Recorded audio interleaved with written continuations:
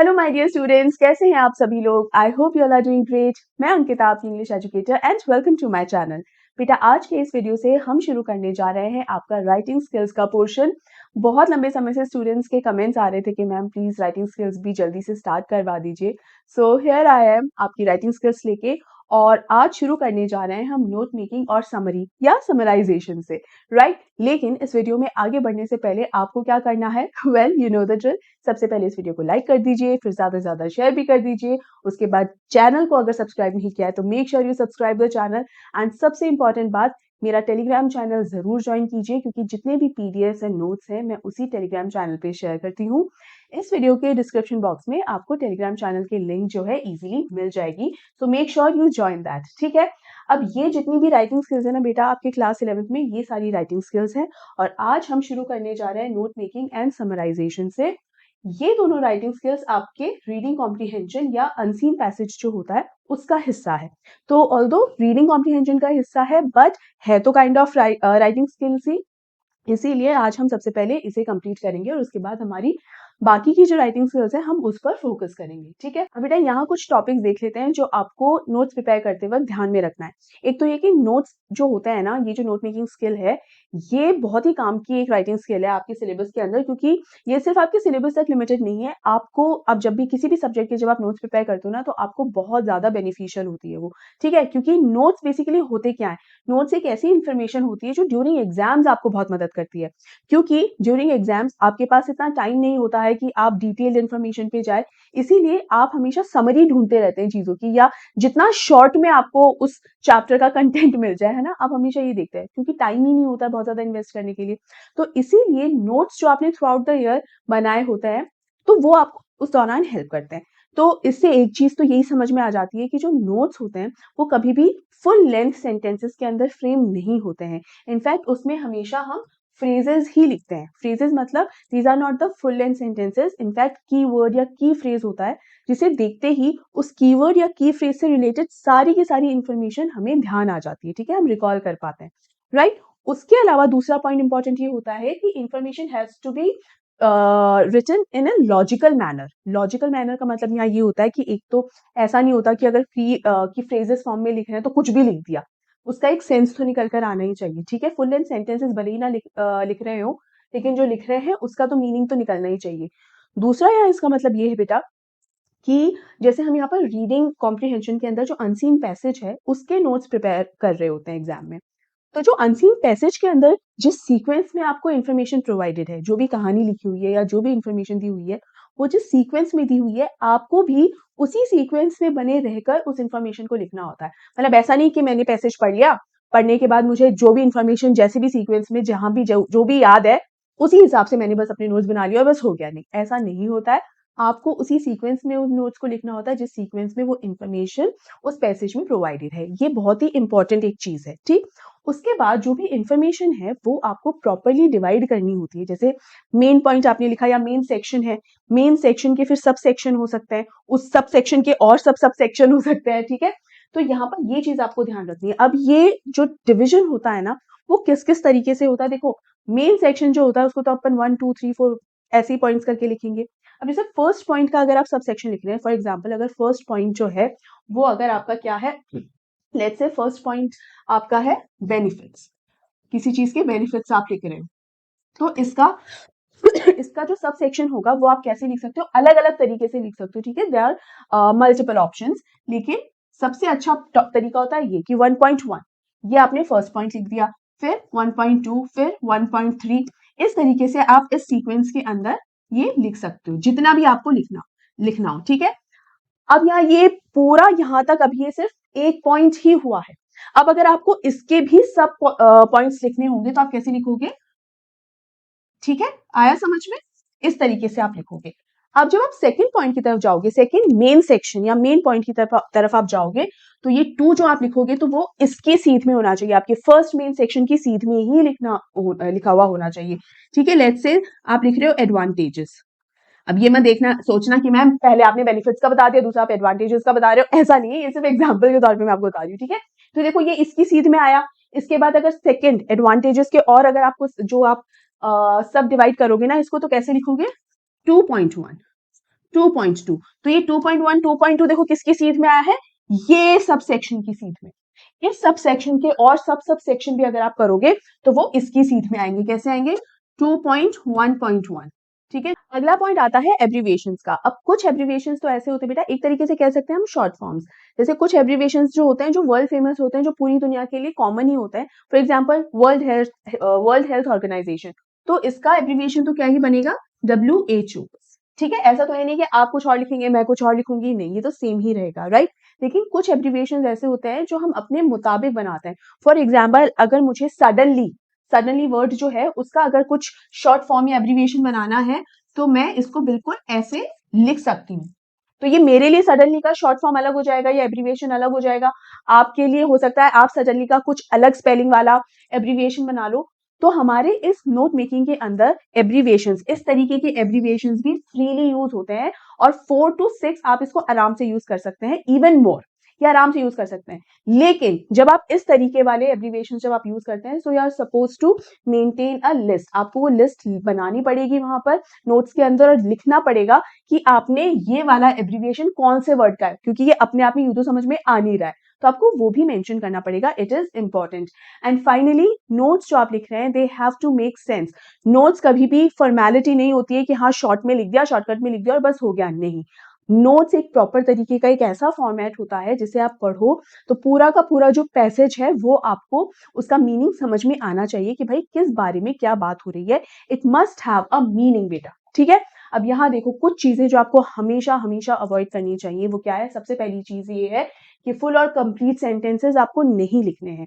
ये बात मैं ऑलरेडी आपको बता चुकी हूँ, बट यहाँ फिर से रिपीट कर रही हूँ, फुल लेंथ सेंटेंसेस आपको नहीं लिखने हैं, याद रखना, क्योंकि अगर लिखे तो हो सकता है आपके मार्क्स भी इससे डिडक्ट हो जाए। ठीक है, next is do not lift portions of the passage from notes. यानी कई बच्चे क्या करते हैं, कई बार टाइम की कमी होती है या कई बार समझ में नहीं आ रहा होता है, तो व्हाट दे डू कि जो पैसेज के अंदर कुछ सेंटेंसेस हैं वो एज इट इज वो सेंटेंसेस जो होते हैं वो उठा के और नोट्स में लिख देते हैं।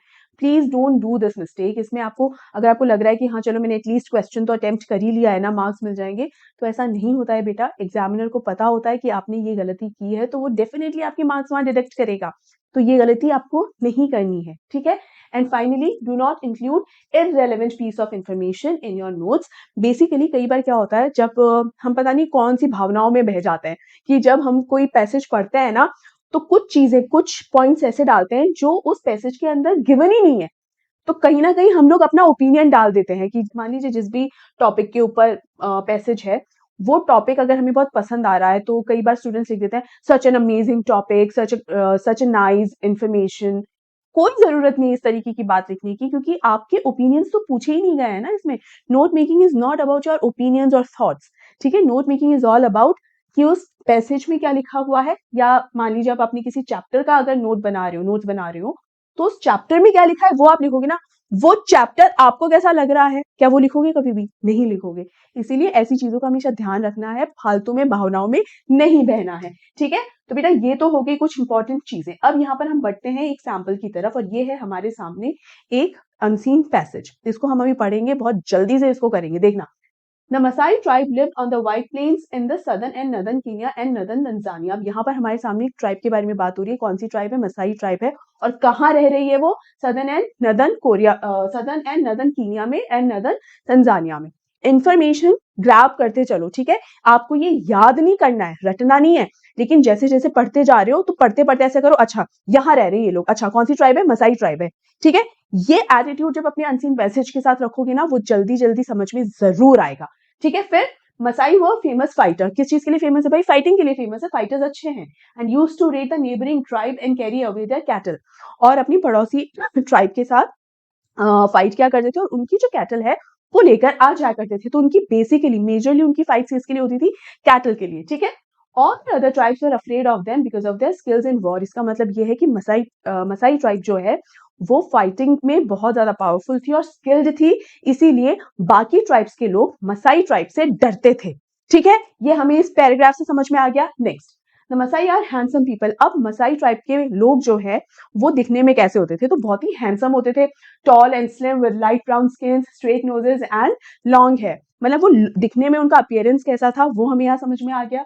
दे do not belong completely to the Negro race, लेकिन दिखने में हल्के हल्के नीग्रो जैसे जरूर लग रहे हैं, लेकिन नीग्रो रेस से बिल्कुल कोई लेना देना नहीं है इनका, ठीक है। ये इन्फॉर्मेशन भी पता चली। They belong mostly to the same race as the people of the ancient Egypt. Negro race से बिलोंग नहीं करते, लेकिन किस रेस से बिलोंग करते हैं? शायद एंशिएंट इजिप्ट के लोगों से, मतलब वो रेस जो है उससे ये लोग बिलोंग करते हैं। ये इन्फॉर्मेशन भी पता चली। The ancient Egypt probably looked like the Maasais of today, यानी आज के समय में मसाई ट्राइब के लोग जैसे दिखाई देते हैं, एंशिएंट इजिप्शियंस भी शायद वैसे ही दिखाई देते होंगे, ठीक है। अब देखो हमने ये कितना जल्दी ये पैराग्राफ पढ़ भी लिया और हमें समझ में भी आ रहा है। तो जैसे जैसे हम पढ़ते जा रहे हैं ना, इंटरेक्ट विद दैट पैसेज। क्या अपने दिमाग में, कई बार बच्चों के दिमाग में क्या रहता है, पता नहीं समझ में नहीं आ रहा, टाइम भी नहीं बचा। ये सारी चीजें भी पैरेलली दिमाग में चलती रहती हैं, है ना।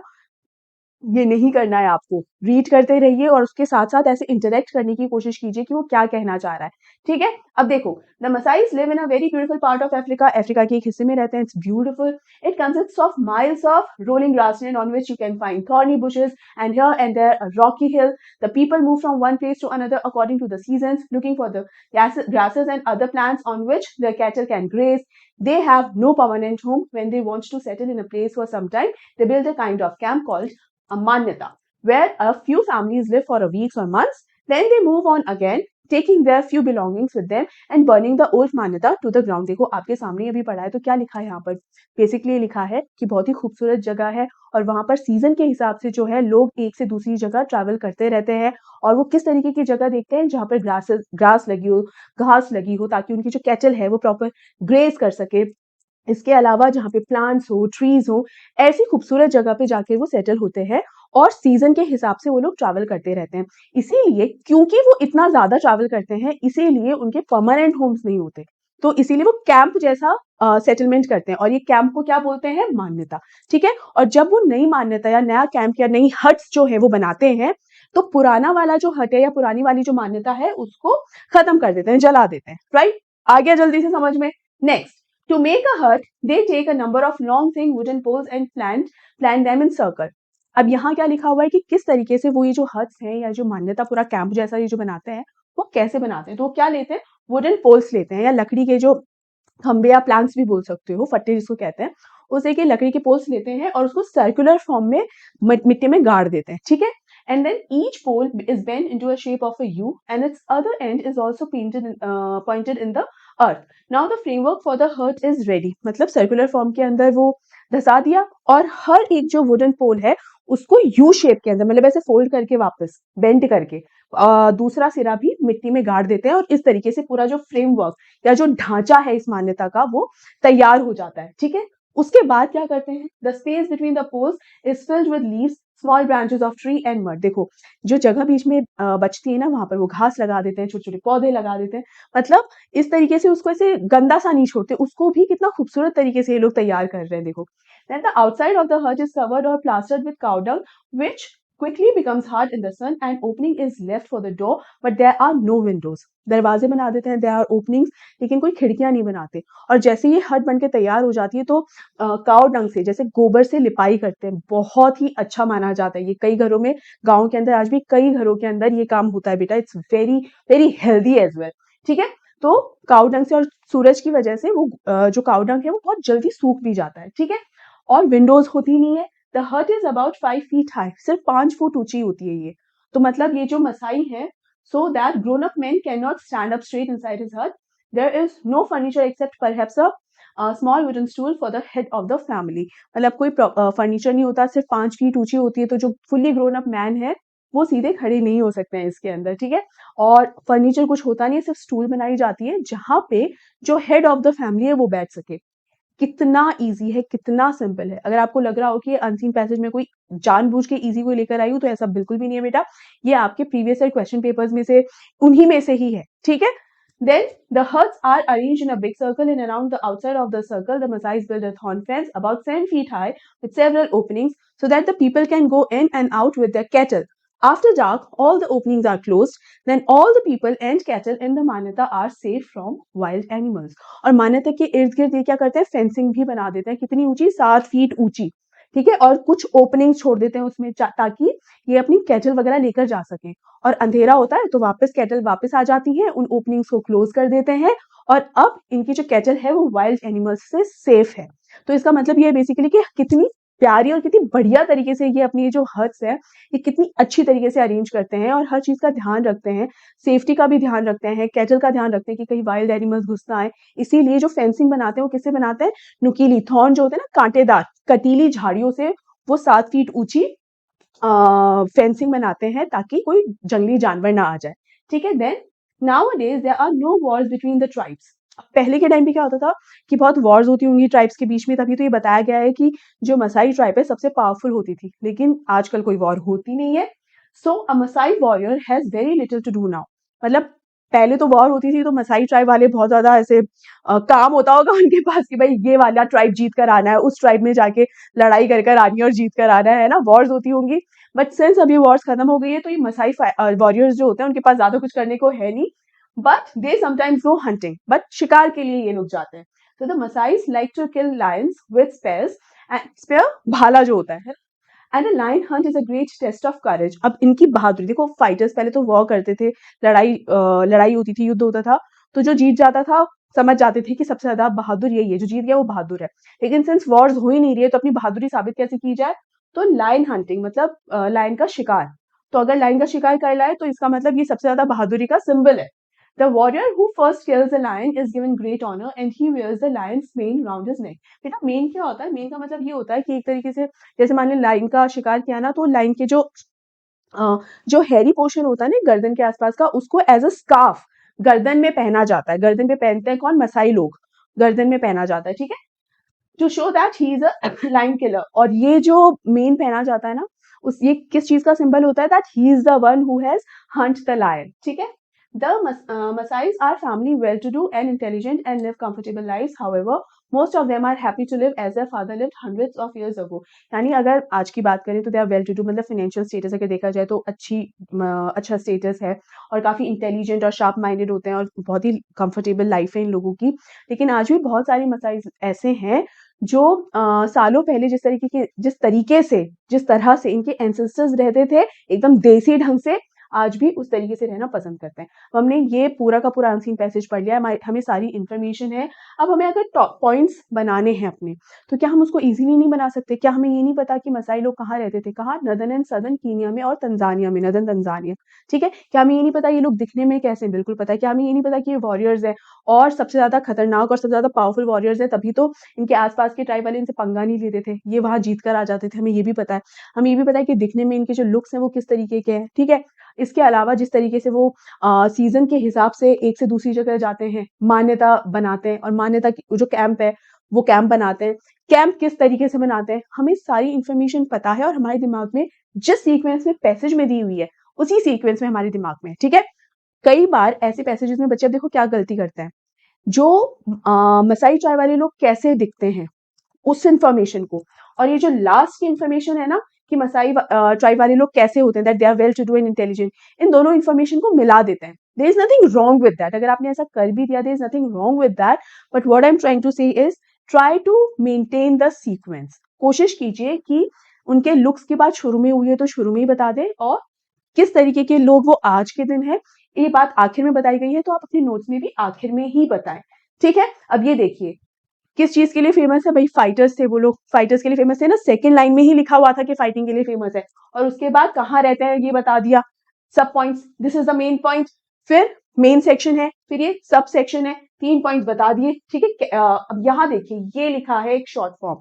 अब ये हमें क्या पता, एग्जामिनर को क्या पता कि यहाँ पर ये शॉर्ट फॉर्म क्या मतलब है, तो यहाँ पर हमको बताना पड़ेगा ना। तो ये देखिए यहाँ पर ये लिखा है की टू एब्रीविएशंस। जब हम पूरे नोट्स प्रिपेयर कर लेते हैं तो आखिर में ये लिस्ट हमें बनानी होती है। तो ये देखिए सबसे पहले हमने जो शॉर्ट फॉर्म लिखी है, जो एब्रीविएशन लिखा है वो लिखा, उसके आगे हमने डैश लगाया और जो जिस वर्ड का एब्रीविएशन हमने लिखा है वो वर्ड हमने लिख दिया। भाई नेबरिंग का शॉर्ट है नेबर, बिलोंग टू का क्या है BEL.2। समझ में आया? इस तरीके से हमें ये लिखना है। अब ये देखिए एक बार क्वेश्चन और देखिए, मिनिमम 4 एब्रीविएशंस लिखने हैं। यूजुअली नोट मेकिंग का जो क्वेश्चन होता है उसमें आपका मेंशन किया हुआ होता है कि आपको मिनिमम नंबर ऑफ या मैक्सिमम नंबर ऑफ एब्रीविएशंस कितने देने हैं। कई बार नहीं भी मेंशन होता है। इस पर मैं ध्यान क्यों दे रही हूँ? इसलिए ताकि आपको एक आइडिया रहे कि यूजुअली कितने नंबर ऑफ एब्रीविएशंस लिखना सही रहता है। तो सिंस यहाँ पे मिनिमम 4 लिखे हैं, तो आपको मिनिमम 4 तो मेंशन करने ही करने हैं। 5 to 6 या 7 भी अगर आप मेंशन कर देंगे ना, nothing wrong with that. You are free, you are free to use punctuation marks, you are free to use articles, you are free to use abbreviations. ठीक है, फर्स्ट पॉइंट हो गया। सेकंड क्या है? उनके लुक्स के बारे में है, कैसे होते हैं? Light skin, light brown colour की स्किन उनकी होती है, टॉल होते हैं, स्लिम होते हैं। ठीक है, ये सारे पॉइंट्स हमने पढ़े थे, ये सारी चीजें यहाँ पर लिखी हुई हैं। ये देखो, बेल टू, बिलोंग टू, तो यहाँ शॉर्ट फॉर्म में हमने लिख दिया। जितने चाहे उतने एब्रीविएशंस आप यूज कर सकते हो, मतलब जितने चाहे उतने नहीं, 6 to 7, जिस वर्ड का चाहो उसका एब्रीविएशन आप यूज कर सकते हो। इवन लाइफ जैसे वर्ड का भी आप एब्रीविएशन यूज कर सकते हो। क्या यूज कर लिया? LYF। ठीक है, सिर्फ इतना डिफरेंस होता है बेटा, that you have to mention it in that list of abbreviations. एक तो ये, दूसरा एक मैं आपको एक यहाँ पर चीज बताती हूँ। यहाँ पर जैसे लाइफ जैसे वर्ड का भी आपने एब्रीविएशन यूज कर लिया, ठीक है, कोई दिक्कत उसमें नहीं है, बट ये आपको हेल्प कैसे करेगा? यहाँ पर टाइम बचाने की एक ट्रिक सीखिए। कई बार बच्चों को लगता है 2 सेकंड 3 सेकंड बचा के हम क्या ही कर लेंगे। नहीं बेटा, एक एक सेकंड बचाना सीखिए, क्योंकि ये आपकी एक हैबिट डेवलप करता है टाइम को बचाने की। आगे चल के जब आप कॉम्पिटेटिव एग्जाम्स देंगे ना, तब आपको समझ में आएगा एक एक सेकंड बचाने की कीमत क्या होती है। तो ध्यान दीजिएगा, यहाँ पर इतने छोटे वर्ड्स, इतने स्मॉल वर्ड्स का एब्रीविएशन ढूंढने की बजाय जो बड़े वर्ड्स होते हैं, जैसे neighbouring is a big word, उसका आप शॉर्ट फॉर्म देखिए, तो वो आपको हेल्पफुल रहेगा। क्योंकि जितना टाइम आपको नेबरिंग लिखने में लग रहा है ना, लाइफ लिखने में उतना टाइम आपको नहीं लगता है। 1 सेकंड भी नहीं लगता होगा। ठीक है, तो ध्यान दीजिए कि बड़े वर्ड्स जो हैं उनके आप एब्रीविएशंस बनाए, ताकि आपको ज्यादा वो हेल्पफुल रहे। ठीक है, बाकी बना आप किसी भी वर्ड का सकते हैं। ऑलराइट, नेक्स्ट पॉइंट देखिए अब क्या है। यूजुअली ये 4 नंबर का आता है। तो ये देखिए 4 मेन पॉइंट्स ही बनाया और हर पॉइंट के हमने सब सेक्शन बनाए। अब अगर आप सोच रहे हो मैम किसी भी सब सेक्शन का, भाई मेन सेक्शन है, मेन सेक्शन का सब सेक्शन है, सब सेक्शन का सब सेक्शन भी है, तो सब सेक्शन तो आपने बनाया ही नहीं। इट इज नॉट मैंडेटरी कि आपको बनाना ही बनाना है। सब सेक्शन तक तो बनाइए, it is important. Sub section तक जाने की जरूरत नहीं, तो आपका टाइम उसके अंदर बहुत ज्यादा जाता है, एंड इट इज सफिशियंट। ठीक है, यहाँ देखिए कोई परमानेंट घर नहीं होता है, तो क्या मान्यता की बात यहाँ पर आ गई। फिर मान्यता बनाई कैसी जाती है, ये सारी चीजें शॉर्ट में बता दिए। ये FRM के, ये क्या है? फ्रेमवर्क। ठीक है, तो ये चीजें। उसके बाद नाउ डेज लास्ट पैराग्राफ जो है उसको शामिल किया गया है कि आजकल, भाई पहले किस तरीके के होते थे मसाई, और अब किस तरीके के होते हैं, कि आजकल क्या है, आजकल क्या वॉर्स हो रही है? वॉर्स नहीं हो रही है, so there is no war between tribes, है ना, there is no war between tribes. तो इस तरीके से कोई वॉर नहीं हो रही है, तो क्या हंटिंग के लिए जाते हैं। लाइन हंट होता है जो कि टेस्ट ऑफ करेज है। देखो ये पूरा अगर आप देखो तो कोई प्रॉपर सेंटेंस नहीं है, कोई सेंटेंस नहीं है, की फ्रेज की तरह ही लिखा हुआ है, बट मीनिंग दे रहे हैं, है ना, मीनिंग दे रहे हैं कि lion hunt is a symbol of what? Test of courage. ठीक है, तो ये चीज जो है बेटा आपको ये ध्यान रखनी है, सब कुछ आपके इस पैसेज के अंदर ही प्रोवाइडेड है। सब कुछ, सारी information, everything is provided in the passage only. ये जो की फ्रेज भी है ना, ये की फ्रेज भी पूरा का पूरा सेंटेंस उठाने की जरूरत नहीं है। उस सेंटेंस में से कुछ वर्ड्स, सिलेक्टेड वर्ड्स उठा लीजिए बस, एक पर्टिकुलर सेंटेंस से देख लीजिए कि कौन सा सेंटेंस सबसे इंपॉर्टेंट लग रहा है, वो सेंटेंस उठा लीजिए, या वो इंफॉर्मेशन उठा लीजिए उस पर्टिकुलर पैराग्राफ से जो उस पूरे पैराग्राफ को डिस्क्राइब करने में हेल्प कर रहा हो, या जो इंफॉर्मेशन है उसे डिस्क्राइब करने में हेल्प कर रहा हो। ठीक है, और उसमें से कुछ सिलेक्टेड वर्ड्स आप रख लीजिए, ताकि पूरा का पूरा मीनिंग यहाँ पर निकल कर आए। Right, lion killers wear lions make, ये सेंटेंस भी है अपने आप में, पूरा का पूरा सेंटेंस भी, but it is in a very short form, बहुत ही छोटे फॉर्म में है। अंडरस्टूड बेटा, तो ऐसी ही चीजों का आपको ध्यान रखना है। और यहाँ पर लास्ट के अंदर क्या आ जाएगा, आपके की टू अब्रीविएशन या लिस्ट ऑफ एब्रीविएशंस यूज्ड, ये भी आप लिख सकते हो। ठीक है, ऐसे बॉक्स बनाकर लिख दीजिए। एंड आई सजेस्ट पहले पूरी की पूरी लिस्ट बनाइए, एंड आफ्टर दैट ये जो बॉक्स है वो बनाइए। कई बार कहते हैं मैम पेंसिल से ही तो बनाते हैं बॉक्स, बाद में इरेज कर देंगे। हाँ बिल्कुल इरेज कर देंगे, लेकिन अपना टाइम उस इरेज करने में भी क्यों गवाना है भाई, चाहे 2 सेकंड ही क्यों ना लग रहे हो। फर्स्ट राइट इट डाउन, जितनी भी लिस्ट है वो लिख दीजिए, and then make a nice frame, nice box. अब आ गया समरी। ठीक है, अच्छा हाँ, एक चीज मैं आपको बताना पहले भूल गई थी अबाउट द टाइटल। टाइटल जो होता है ना बेटा, वो एकदम शॉर्ट फॉर्म होता है, टू द पॉइंट। कोई लेंदी सेंटेंसेस के हिसाब से आपको टाइटल नहीं बनाना है, ध्यान रखिए। यहाँ पर देखिए द मसाई ट्राइब, पूरा का पूरा पैसेज किसके बारे में, मसाई ट्राइब के बारे में है, वही नाम दे दीजिए बस। कुछ इसके अंदर बहुत जबरदस्त कोई क्रिएटिविटी दिखा के मैं पता नहीं क्या किसको इंप्रेस कर दूं, ऐसी कोई चीज आपको नहीं करनी है। Just keep it simple and to the point, that's it. तो आपको नोट मेकिंग में जो टाइटल है वो सेंटर अलाइन होना चाहिए, शॉर्ट होना चाहिए, टू द पॉइंट होना चाहिए। एंड समरी में भी सेम ही होगा, समरी में भी सेंटर अलाइंड है। सेंटर अलाइन मतलब लाइन का जो लाइन दिया होता है उसमें सेंटर में लिखना, सेंटर अलाइंड होता है। सेम भी रख सकते हो, जो नोट मेकिंग में जो आपने टाइटल दिया है वही टाइटल आप यहाँ रख सकते हो, कोई दिक्कत नहीं है। अगेन शॉर्ट होता है, टू द पॉइंट होता है, ठीक है। यहाँ पर ये पूरा का पूरा जो है पैसेज यहाँ दिया हुआ है, आपको हर इंफॉर्मेशन पूरी पूरी लिखने की जरूरत नहीं है। वो लोग कहाँ से थे, किस चीज के लिए फेमस थे, दिखने में बहुत स्मार्ट एंड हैंडसम थे। अब उनको एक एक फीचर एक्सप्लेन करने की जरूरत नहीं कि शार्प नोज होती थी, लॉन्ग हेयर होते थे, एक एक चीज मेंशन करने की जरूरत नहीं है, ठीक है। एक एक लाइन रीड इसलिए नहीं कर रही हूँ बेटा, वैसे साइड में हो जाती हूँ ताकि आपको समझ ये दिख जाए, स्क्रीनशॉट लेना चाहो तो ले लो आप। लाइन एक एक रीड इसलिए नहीं कर रही हूँ ताकि आप ये सीख सको कि मैं जो आपको एक्सप्लेन कर रही हूँ उसमें आपको ये पता चले कि जो इन्फॉर्मेशन हमारे पास ऑलरेडी है, जो अनसीन पैसेज हमारे सामने है, उस अनसीन पैसेज में से कौन सी इंफॉर्मेशन आप हटा सकते हो, ये बता रही हूँ।